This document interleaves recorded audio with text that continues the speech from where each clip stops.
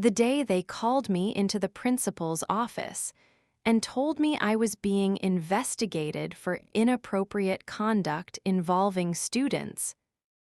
I was standing in front of my classroom at 7 in the morning with 12 brown paper bags lined up on my desk, each one containing a peanut butter sandwich, an apple, a small bag of crackers, and a juice box.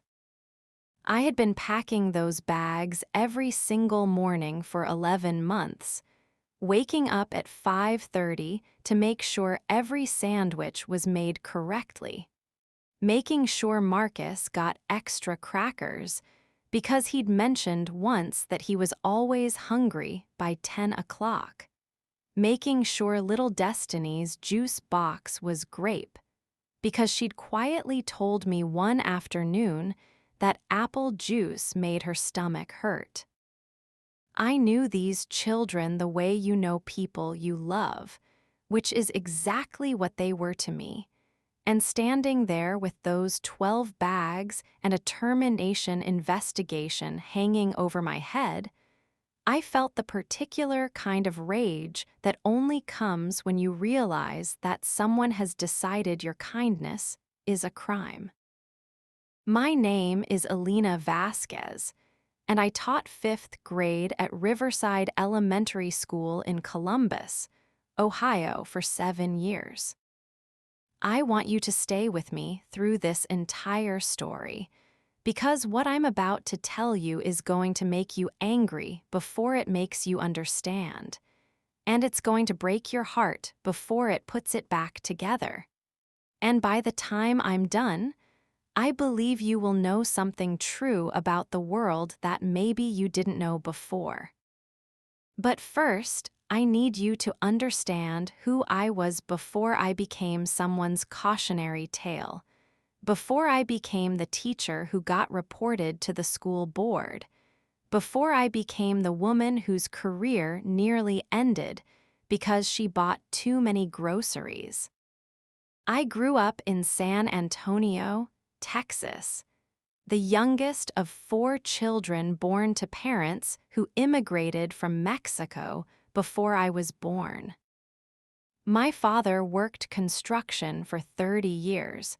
My mother cleaned houses 3 days a week and cooked tamales to sell at Christmas and quinceañeras on weekends. We were not poor in the way that steals dignity. We were poor in the way that teaches you the exact value of everything, where you understand that $1 spent on something unnecessary is $1 not spent on something necessary, and where you learn to look at children's faces and read the specific kind of tired that comes not from a late night but from an empty stomach. I learned that reading early. My mother could spot a hungry child across a parking lot and would have her hand in her purse before she'd even consciously registered what she was seeing. I inherited that instinct the way you inherit eye color, without choosing it, without knowing it's happening. I decided to become a teacher when I was 9 years old, watching my 3rd grade teacher, Mrs. Patricia Ackhaffer, stay after school every Tuesday and Thursday to tutor kids who were struggling with reading, driving them home herself afterward because the buses had already run. She did this without being asked, without being paid extra, without making anyone feel that they owed her anything. She did it the way breathing is done, automatically, because it was simply what needed doing. I told my mother I wanted to be like Mrs. Ackhaffer when I grew up. My mother looked at me with eyes that were simultaneously proud and worried, which is a combination only mothers have mastered, and said, "Then you'll spend your whole life giving more than you receive and being grateful for it." I didn't understand what she meant until I was standing in that principal's office 31 years later. I graduated from Ohio State with an education degree and a mountain of student loan debt, and started at Riverside Elementary at 24 years old. In the fall of a year when the economy was already beginning to show the cracks that would widen into the crisis that changed everything for families in our district. Riverside Elementary was not in the wealthiest part of Columbus. We served a community that included recent immigrants, single-parent households, families where both parents worked multiple jobs and still couldn't quite keep the lights on and food in the refrigerator simultaneously. About 60% of our students qualified for free or reduced lunch, which meant 40% didn't qualify, but were still, in many cases, going hungry. The qualification threshold for free lunch has always been a cruel joke, sitting just low enough that plenty of children who need it don't get it, while the bureaucratic machinery of proving need is so complex and humiliating that some families who do qualify never apply.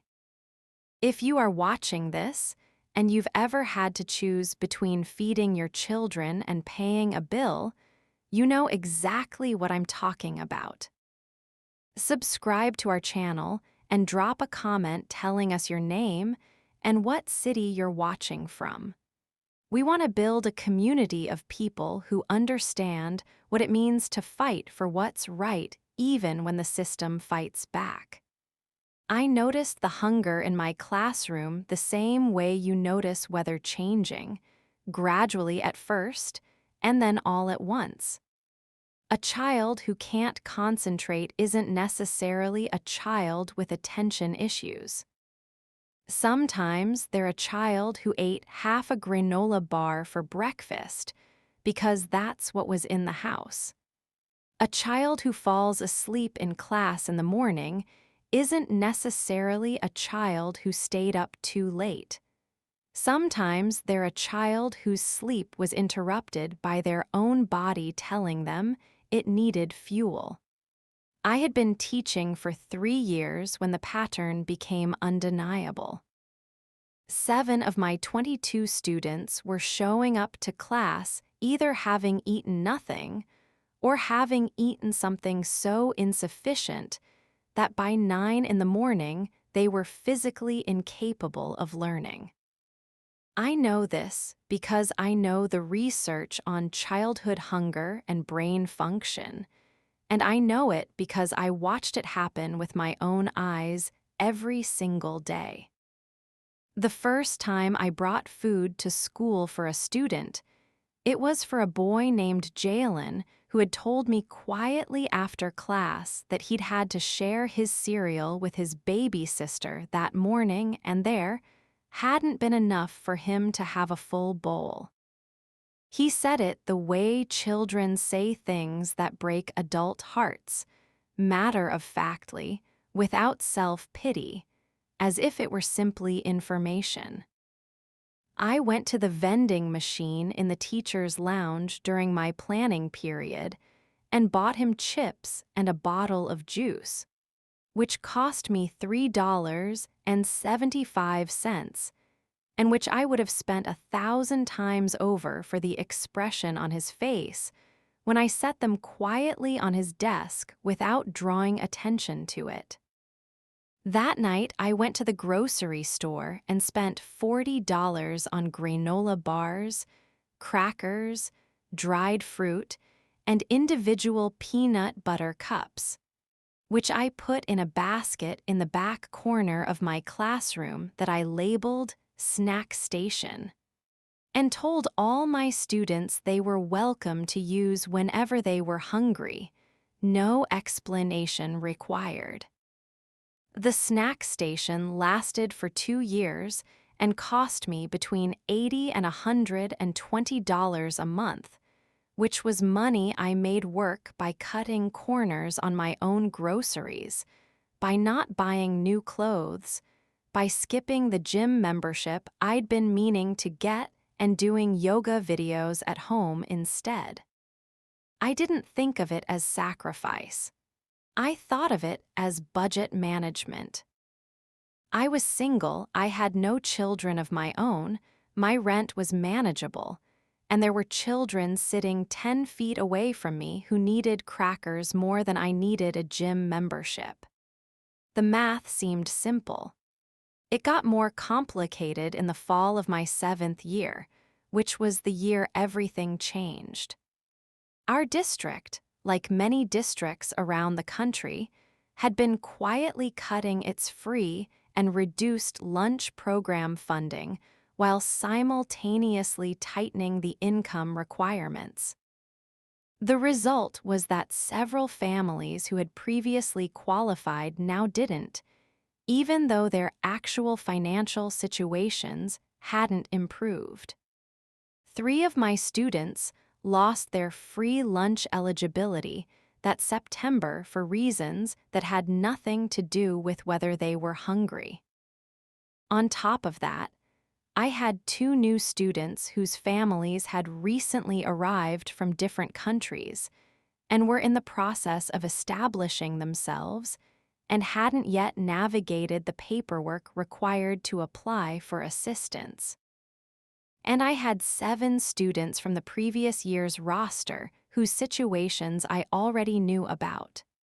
That added up to 12 children in my classroom of 24 who were, with varying degrees of severity, not getting enough food on school days.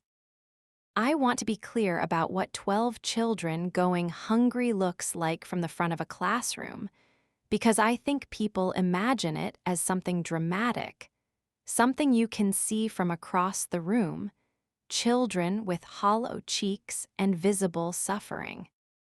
Sometimes it is that, but more often it's subtle. It's a child who was animated and engaged in September, becoming quieter and less participatory by November. It's a child whose handwriting, which was improving beautifully in October, becoming shakier and less controlled by December because their hands are literally trembling slightly from low blood sugar.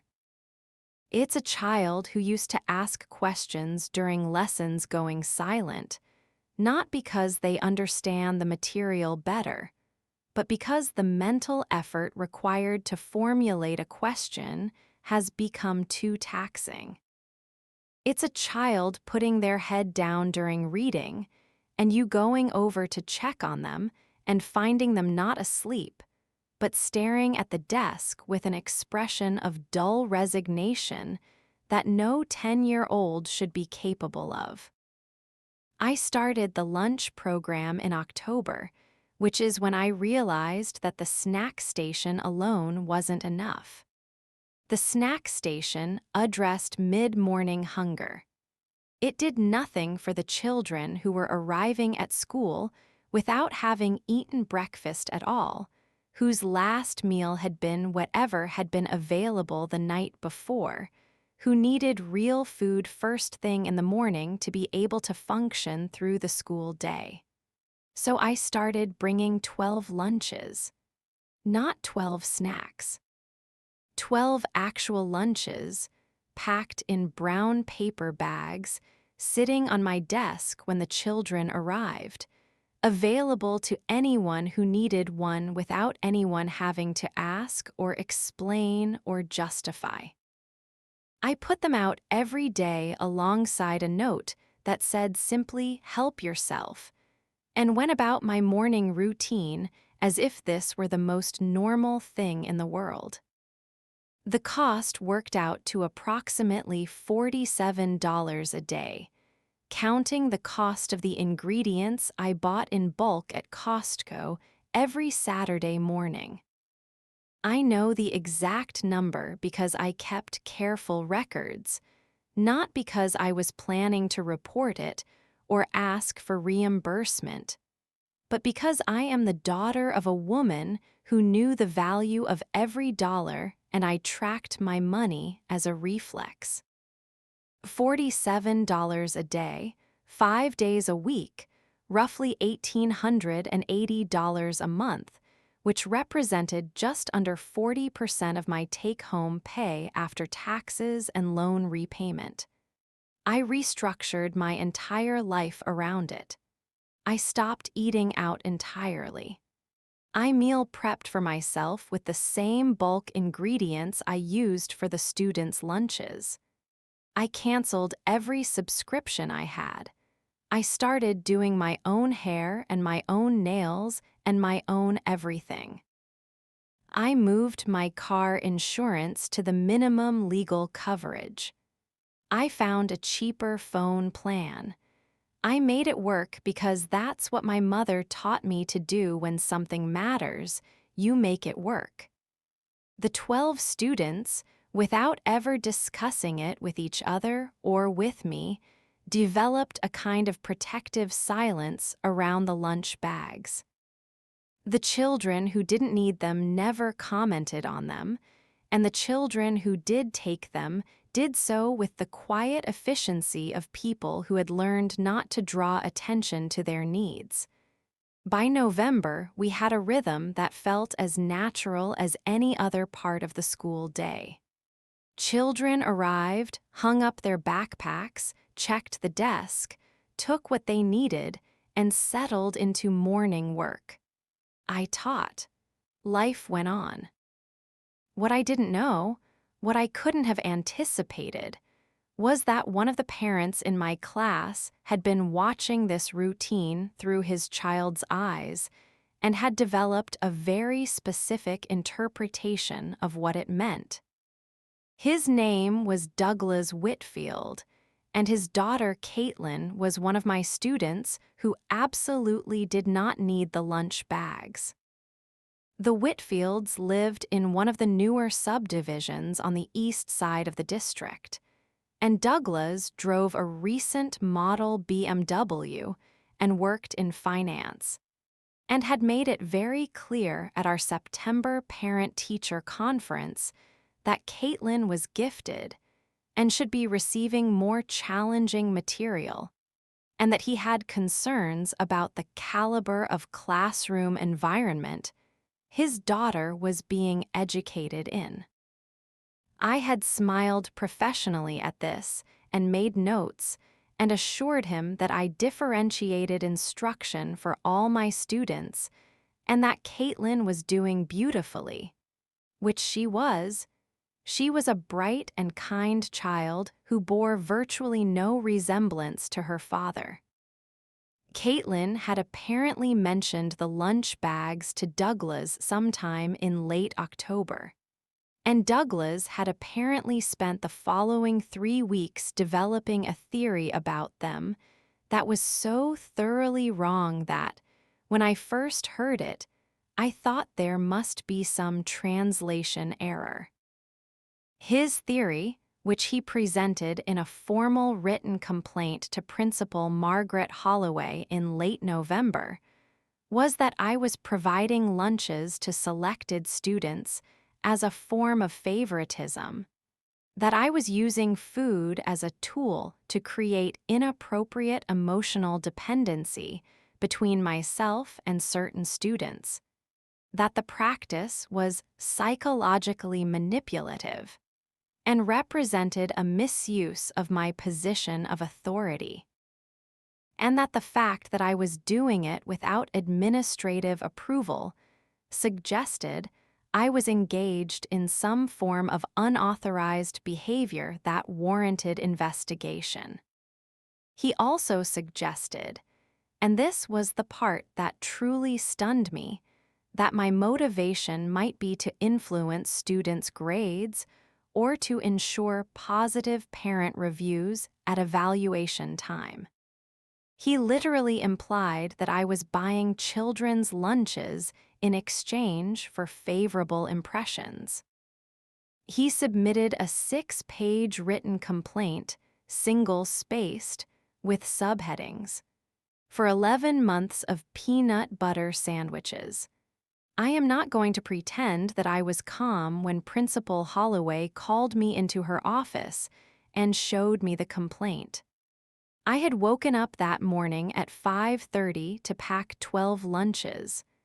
I had spent the previous Saturday at Costco budgeting carefully to make sure I had enough for the week.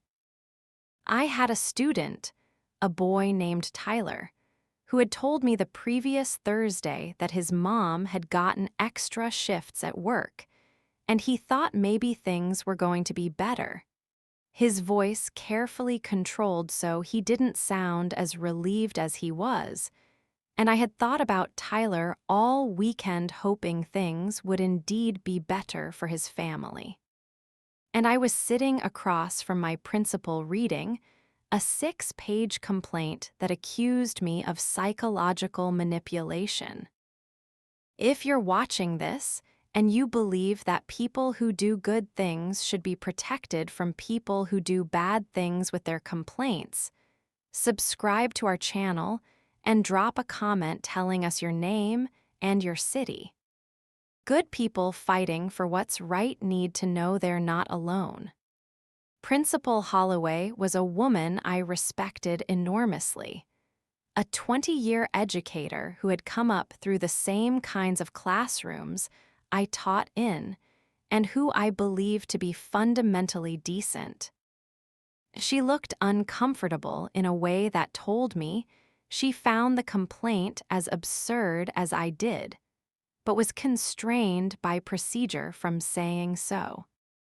She explained that she was required to investigate formal complaints, that the investigation would be conducted by both the school and the district, that I was not being suspended or removed from my classroom during the investigation, but that I should probably discontinue the lunch program temporarily while things were sorted out, and that I should contact the teachers' union to get representation.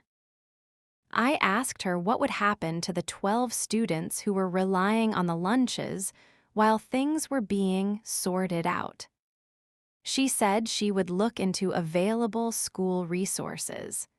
I knew what that meant. It meant the cafeteria's free lunch application process, which required parents to complete paperwork and wait for approval, which took 2 to 4 weeks, during which their children would continue to go hungry. It meant resources that theoretically existed but practically required navigation that families under financial stress often didn't have the bandwidth to complete. It meant nothing for the children in the immediate term. I stopped packing 12 lunches that night. I sat in my kitchen at my little table, and I looked at the bulk peanut butter and the bread and the apples I'd bought the previous Saturday, and I thought about Destiny and her grape juice and Marcus, and his extra crackers and Tyler, and his carefully controlled voice, and I made a decision. I was not going to stop. I was going to keep packing those lunches and keep putting them on that desk every morning because the investigation could last weeks and children cannot wait weeks to eat. If they wanted to fire me for it, they could fire me, but they were going to have to do it while I was still feeding those kids. What I did change was this.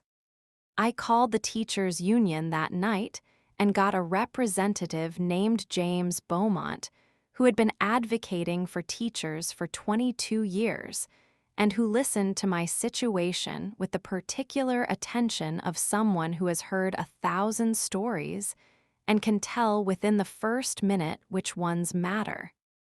He told me to document everything. Every receipt, every lunch packed, every child served, every conversation with administration. He told me not to discuss the investigation with other teachers. He told me to continue showing up and doing my job and to let him handle the legal and procedural questions. And then he said something that I have thought about many times since. Elena, The parent who filed this complaint is about to learn something important about the difference between making noise and making a difference. The investigation took 43 days. During those 43 days, I packed 12 lunches every morning and documented every single purchase. During those 43 days, Douglas Whitfield escalated his complaint twice, adding allegations that I was creating a class divide among students and that my behavior suggested emotional instability. During those 43 days, I stood in front of my classroom every day and taught my students, and watched them eat their lunches, and watched their faces during afternoon lessons when they were alert and engaged and capable of learning. And I held onto that image as the reason for everything. During those 43 days, Margaret Holloway got increasingly quieter when we passed in the hallway in a way that told me the investigation had turned up something she hadn't expected. What it had turned up was this: documentation. Not just my careful receipts and records, which James had helped me organize into a comprehensive report, but documentation I hadn't even known existed. The district nutritionist who monitored student meal patterns had records showing a significant improvement in academic performance metrics for 12 specific students in my class beginning in October, the same month the lunch program started. The school counselor had notes from conversations with several of my students' parents, initiated by the parents themselves, expressing gratitude for what they described as a change in their children's energy and engagement at home, none of them knowing specifically why it had happened. Two parents had even written to the school in November, praising what they called the supportive classroom environment, without realizing they were, in effect, responding to the same complaint that was trying to destroy it. And then James Beaumont found something else, something that transformed the entire situation in a way that none of us had anticipated.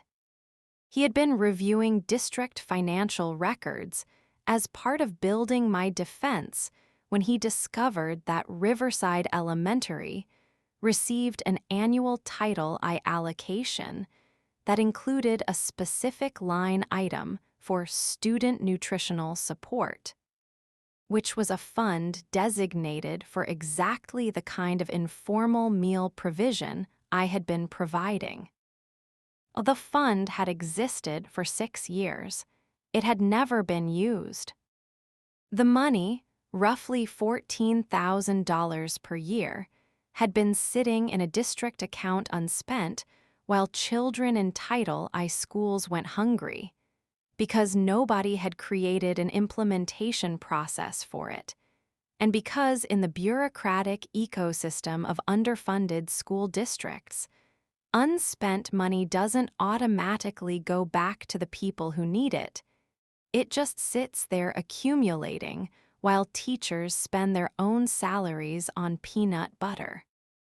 I want you to let that sit for a moment. While I was spending 40% of my take-home pay on sandwiches and crackers, while I was canceling my gym membership and doing my own hair and eating the same rice and beans I was buying in bulk for my students' lunches, there was $14,000 a year specifically designated to prevent exactly the situation I was trying to prevent, going unspent year after year in a district account. James Beaumont is not a dramatic man. He's a compact, methodical person who speaks in complete sentences and favors cardigans, and keeps every piece of paper anyone has ever given him in a filing system that apparently makes sense to him. But when he called me to tell me what he'd found, I could hear something in his voice that in a more expressive person would have been triumph. He said, "Alina, I think this is about to become a very different kind of conversation." The school board meeting was scheduled for a Thursday evening in March. Douglas Whitfield had requested to address the board as part of a public comment period, which is his right under Ohio's open meeting laws, and he came prepared in the way wealthy men with grievances come prepared, with a printed presentation. With data he had selectively curated to support his conclusion, with the confident bearing of someone who has never had a room not take him seriously. He spoke for 7 minutes. He talked about teacher overreach and boundary violations and the importance of maintaining professional distance. He used the phrase psychological manipulation 4 times. He suggested that the district might face liability. He was polished and persuasive and completely wrong about everything, and the 5 school board members watched him with the careful neutrality of people who know something he doesn't know yet. Then James Beaumont stood up. James presented for 22 minutes. He presented my receipts, 11 months of them, organized by month, totaling $21,040 of my personal money spent on student nutrition.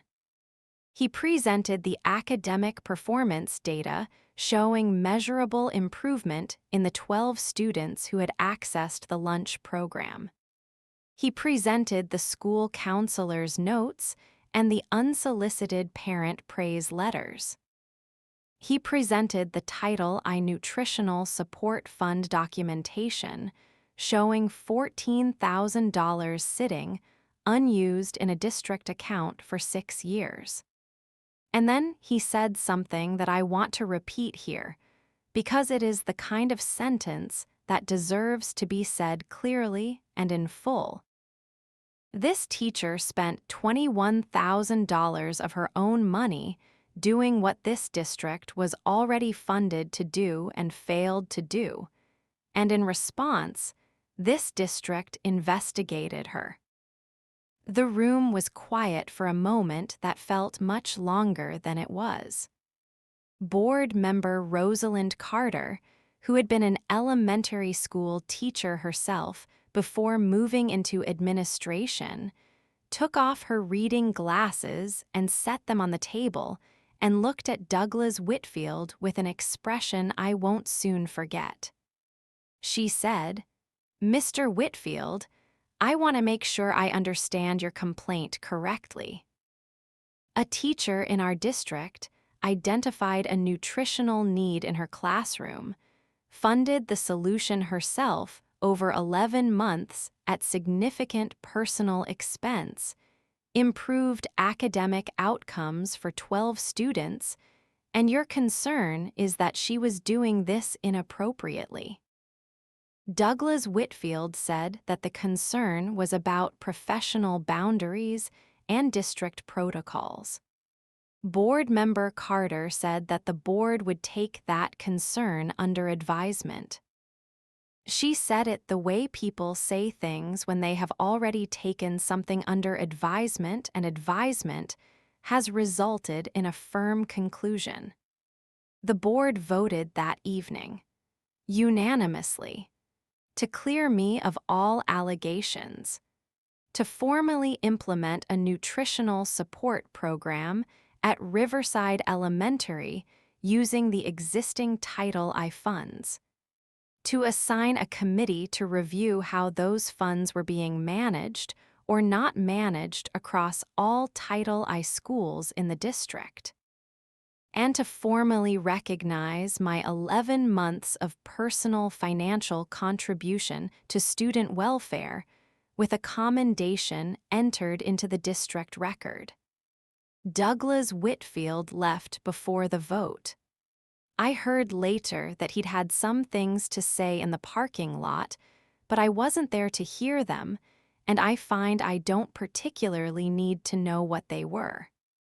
What I need to tell you about are the things that happened after, because the board meeting was not the end of the story.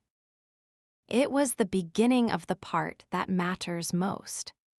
The formal nutritional support program that was implemented at Riverside Elementary, using the Title I funds, served not just my 12 students, but 37 students across the school who had been identified by their teachers as having food insecurity issues. Most of those teachers having been quietly managing the situation themselves in various improvised ways. When we got together as a staff to discuss implementation, it turned out that 7 other teachers had been spending their own money on student food in one form or another. Granola bars, extra snacks, full lunches, breakfast items. One teacher, a veteran named Robert Chen who had been at the school for 19 years, had a drawer in his desk that he'd been keeping stocked with nutrition bars for the entire time he'd been teaching there. None of us had known about each other's programs. We had each been solving the same problem alone. The committee that was formed to review Title I nutritional fund management across the district found that the problem was not unique to Riverside Elementary. Of 11 Title I schools in the Columbus district, 9 had unspent nutritional support allocations. The total unspent funds across all 9 schools over 6 years amounted to approximately $740,000 that had been designated for hungry children and had never reached them. This information was presented to the district superintendent, a woman named Dr. Anita Forsyth, who had a reputation for being results-oriented and not particularly patient with bureaucratic failure.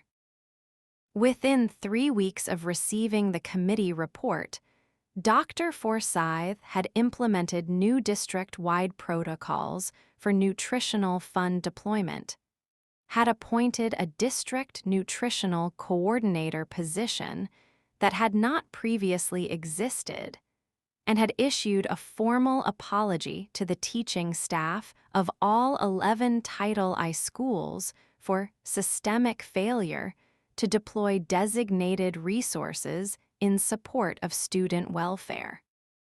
The apology was meaningful. It was also, as James Beaumont quietly noted to me, not quite sufficient. Sufficient would have involved someone examining why $740,000 had sat unspent for 6 years, and who was responsible for that failure, and what the consequences were for that responsibility. That examination took longer, and its outcome was less satisfying than I would have wished, which is the part of this story that is still complicated, that doesn't have a clean ending, because real life doesn't usually provide clean endings, and I think you deserve to know that even when justice arrives, it doesn't always arrive completely. If you're watching this and you've ever fought a system that failed the people it was supposed to serve, subscribe and leave your name and city in the comments. Every one of those comments tells me that someone out there is paying attention, and that matters more than you might think. What I want to tell you about now is Tyler. Tyler, who was the student I thought about all weekend when he'd told me things might be getting better at home. Tyler, whose mother did get those extra shifts, but who also had a period in January and February when things got worse again before they got better, during which Tyler came to school on 3 separate occasions, having eaten nothing since lunch the previous day. I knew about those 3 occasions because Tyler eventually told me about them, not at the time but later, after the board meeting, after the program was implemented, when there was enough distance from the worst of it that he could speak about it without the careful control he'd used before. He was 11 years old, and he told me about those 3 days the way my mother used to talk about things that had been hard, as past tense, as survived history. Tyler is why I did it. Not just Tyler, all 12 of them. But Tyler in particular comes to mind when I try to explain the decision to someone who wants to understand it as a policy decision, or a financial decision, or a professional decision. It wasn't any of those things.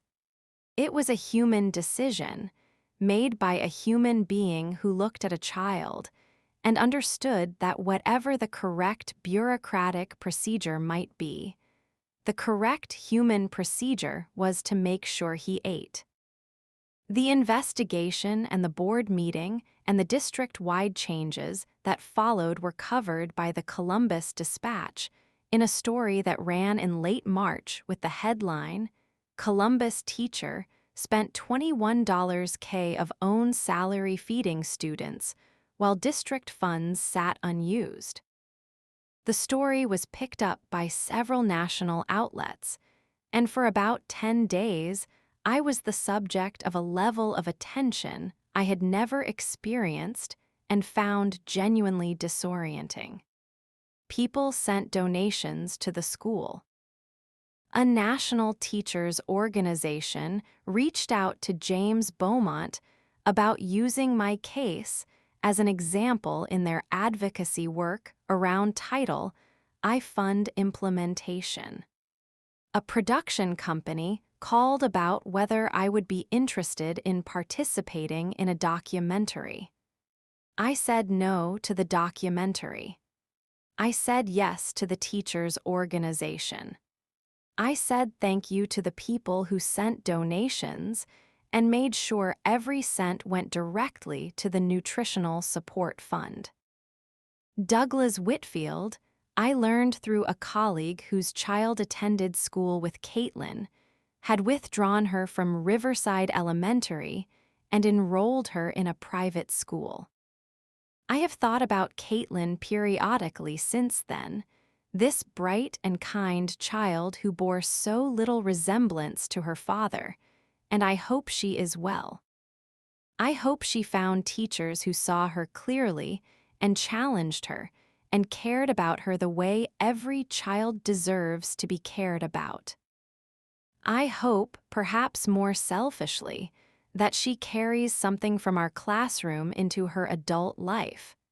Some small residue of the year she spent watching her classmates take lunch bags off a teacher's desk and learning, even without being told, that taking care of each other is simply what people do. The Nutritional Support Program has been running for 3 years now. In its first full year of operation, it served 78 students across Riverside Elementary's student body. Not just the students whose need was immediately obvious, but students identified through a more comprehensive screening process that the new district nutritional coordinator implemented.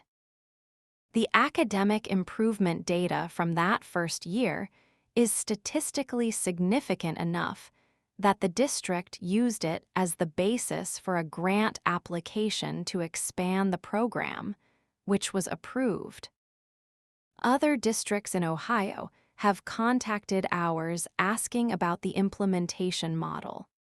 James Beaumont testified before the state legislature's Education Committee about Title I Fund Management, using our district as a case study in what happens when funding exists but implementation fails. Legislation is pending. It may or may not pass. The work of changing systems is slow and nonlinear and requires a tolerance for partial victories that I have been building my entire career.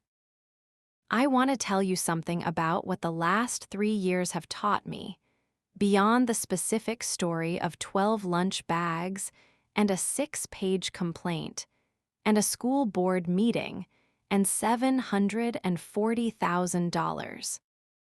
What I have learned, or perhaps what I have had confirmed, is that the people who do the quiet, necessary work of caring for others rarely do it because they expect recognition or because they believe the system will support them.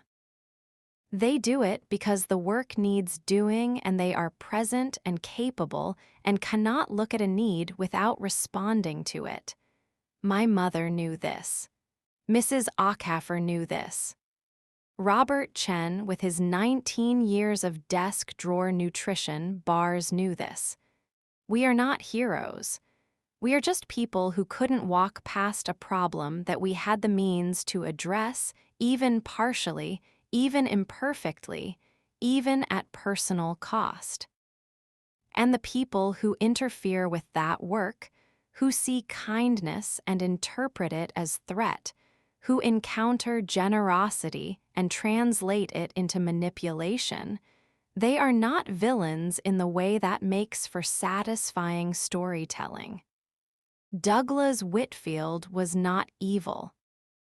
He was afraid of something he didn't understand, and he expressed that fear through the only mechanism available to him, which was complaint, which was the assertion of his power as a parent in an institution, which was the weaponization of a process designed to protect children against a person who was spending her last dollar to protect those very children.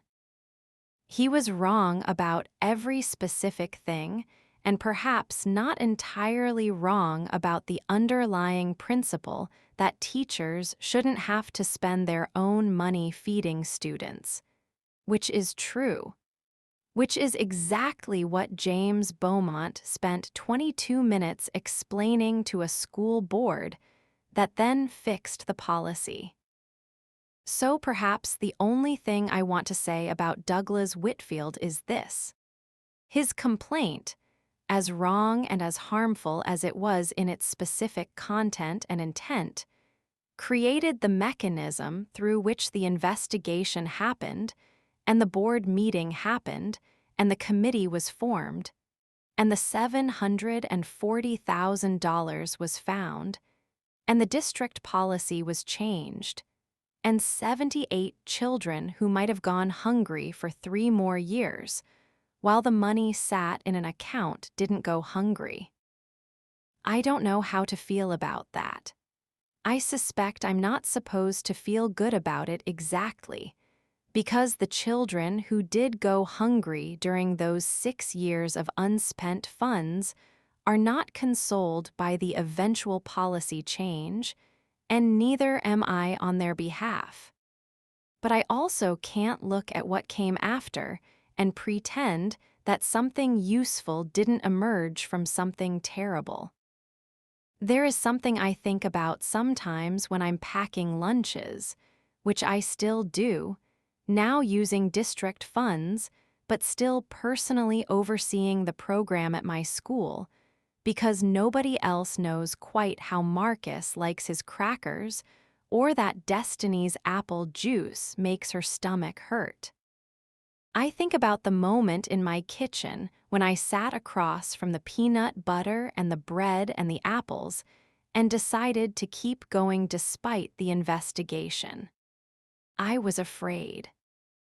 I want to be honest about that because I think we tell stories of courage as if the courageous person felt no fear, and that is never true.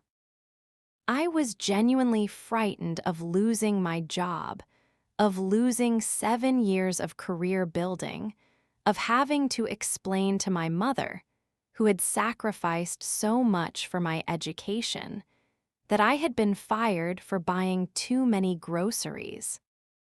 I was afraid, and I kept going because the alternative was that Tyler would come to school on a Monday having eaten nothing since Friday, and that was not something I was capable of allowing. That's the whole truth of it. Not heroism, not moral superiority. Just a teacher sitting in her kitchen at night looking at the bread she'd bought for other people's children, and deciding that fear was not a sufficient reason to let them go hungry. If you're still with me, if this story has moved you or angered you or reminded you of something true about the world, please subscribe to our channel and drop a comment telling us your name and your city. We want to know who's out there listening. We want to build something here that's worth building. A community of people who understand that doing right by others sometimes costs you something and is always worth it. Tell us your name. Tell us where you're from. Tell us if you've ever been a Tyler, or if you've ever been a teacher packing lunches at 5:30 in the morning, or if you've ever been the parent who finally noticed that something had changed with their child and didn't know why. All of those stories matter. All of you matter.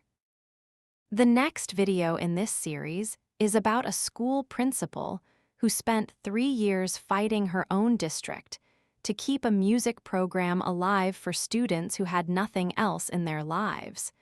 And what happened when the district finally said no is going to make you understand something about what public education is for and who it serves and who decides.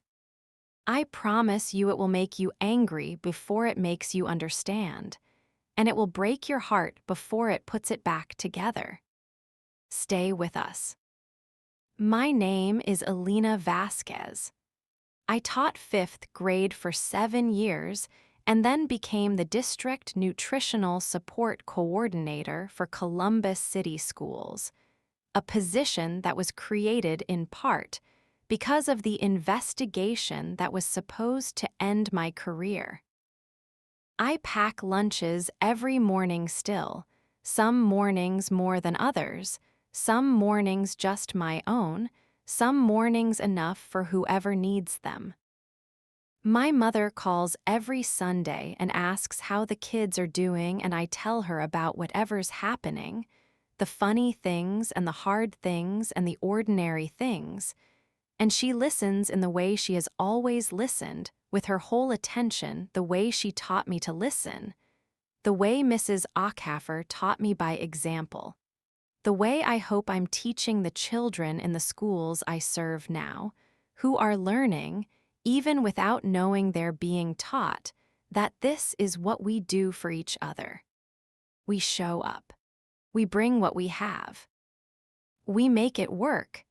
And when someone tries to make that a crime, we stand up and we tell the truth, and we let the truth do what truth does when it's given room to breathe. We don't stop packing the lunches. We never stop packing the lunches. That's not the heroic thing about it. That's just the human thing. That's just what you do when you know someone is hungry and you have bread, and you have a little time before the school day starts, and the morning light is coming through your kitchen window, and the day ahead is full of children who are counting on you to show up. You show up. Every single day you show up, and that is enough, and it is everything. And it is, in the end, the only answer that has ever mattered to any question worth asking about what we owe each other and how we live together and what it means, finally and simply, to be good.